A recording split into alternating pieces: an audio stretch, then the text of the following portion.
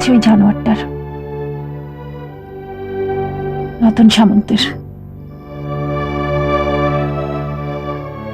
আর তোমাদের ওর সঙ্গে তুই আমাদের মেলাচ্ছিস কেন? মেলাবো না কেন? কেমন বহাল তো বিয়েতে বেঁচে আছে ও। পয়সা করেছে, বিয়ে করেছে, বাচ্চা হয়েছে। ওই তোমরা তো কেউ একবারও বললে না ওই লোকটাকে জেলে পুরে দাও? তোমরা তো কেউ ওকে মারলে না, অন্তত পক্ষে পাগলা গাড়াতে পাঠাতে। আমরা আমরা করবো সব। করবে না? কেন করবে না? যেই লোকটা তোমাদের মেয়েকে রেপ করলো তার নামে পুলিশে নালিশ করবে না? তার নামে কোর্টে কেস করবে না? আমরা ভয় পেয়েছিলাম, ভীষণ ভয়। ভয়? কিসের ভয়? দিদির বিয়েটা যাতে না আটকায়, এই তো? ওরা গুন্ডা, বদমাস। আমরা পাল্টা কিছু করলে ওরা যদি বাড়ি চড়াও হতো। আমাদের তো আরো দুটো মেয়ে আছে।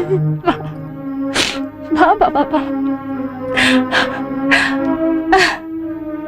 আমাদের আরো দুটো মেয়ে আছে, তোমাদের আরো দুটো মেয়ে আছে, তাই তাই অন্য মেয়েটাকে ট্রেনের টিকিট কেটে একটা নির্বান্ধব শহরে একটা একটা জঙ্গলের মধ্যে নির্বাসন দিলে। আর যেই জানোয়ারটা জঙ্গলে থাকার কথা, সেই লোকটা ঘর গেরস্তি বেঁধে বদলোক সেজে বসলো। সত্যি করে বলো তো মা, আমাকে বাদ দিয়ে তোমরা বাঁচতে চাওনি? আমাকে বাদ দিয়ে তোমরা বাঁচোনি? বাবা রতন সামন্তের পুজোয় যায়নি? ও তো বারোয়ারি পুজো। তুমি জানো না ওটা কার পুজো? লজ্জা করে না? লজ্জা করে না তোমাদের এভাবে বাঁচতে? এটাকে কি বাঁচা বলে? এর নাম বেঁচে থাকা। আমরা কি চাই এভাবে বাঁচতে? ওই ঘটনার পর কোথা দিয়ে কি হয়ে যায়, এদিকে সংসারের এই হাল।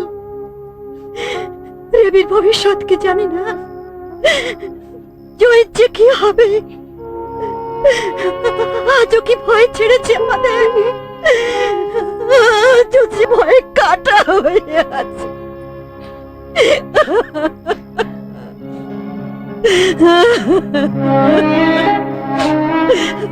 আরো যত ভয় পাবে ততই হারাবে।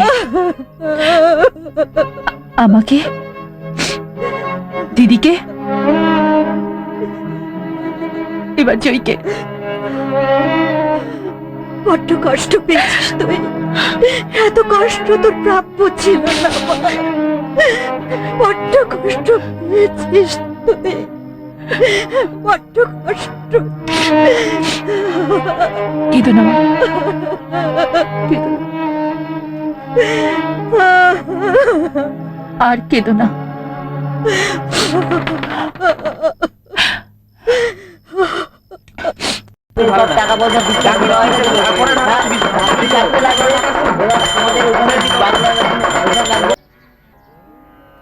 নারীর টান আর বাড়ির টান যায় না। তা যাবে কি করে? এই বাড়ি মানে তো শুধু ইট কাঠ কুড়ি বর্গা নয়। বাড়ি মানে বংশের ইতিহাস, পূর্বপুরুষের পদধূলি রয়েছে এই বাড়িতে। তোমার আমার সব্বাইয়ের শেকড় এই বাড়ি, এই বাসভূমি। সেই জন্যই তো এই বাড়ি থেকে আমাকে, যাক সে কথা, যে বলছিলাম জয়ী আমাকে বাড়ির সম্পর্কে যা বললো তা কি সত্যি? হ্যাঁ,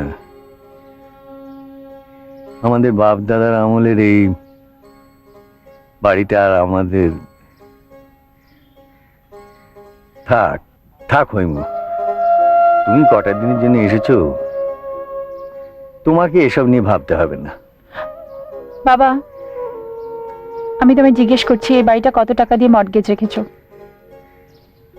আসলে আর কোনো উপায় ছিল না। রেবতীর বিয়ের সময় তো তাই জন্যই তো তোমাকে জিজ্ঞেস করছি কত টাকা।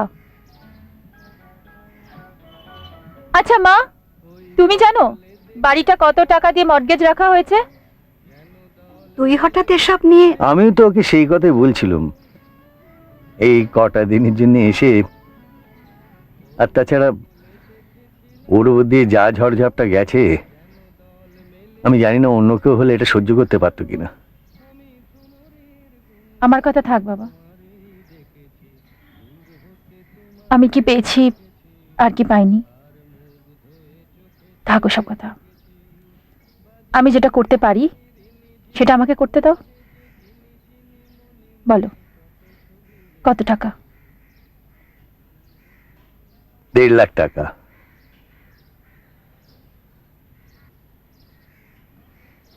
1.5 লাখ? ঠিক আছে, এই টাকার ব্যবস্থা আমি করব। হৈম, বাবা, অন্তত এইটুকু অধিকার থেকে আমাকে বঞ্চিত করো না।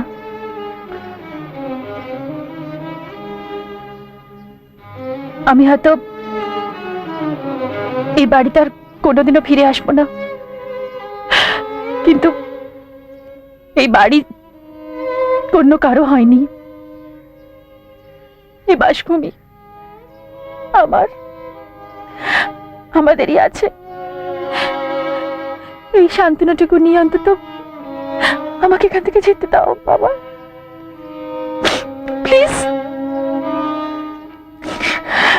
আমি বড় অন্যায় করেছি, তুই আমাকে ক্ষমা করিস মা।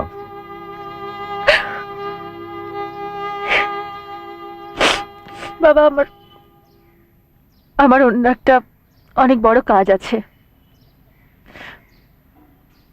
আমার আর আমাদের যে এত বড় সর্বনাশ করেছে তাকে আমি।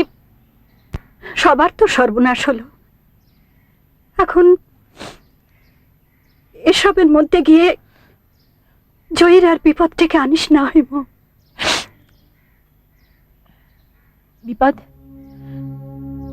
বিপদের মধ্যেই তো আছো মা, বিপদের দাবানলের উপরই তো দাঁড়িয়ে আছো। এভাবে কতদিন বাঁচবে বলো? কতদিন?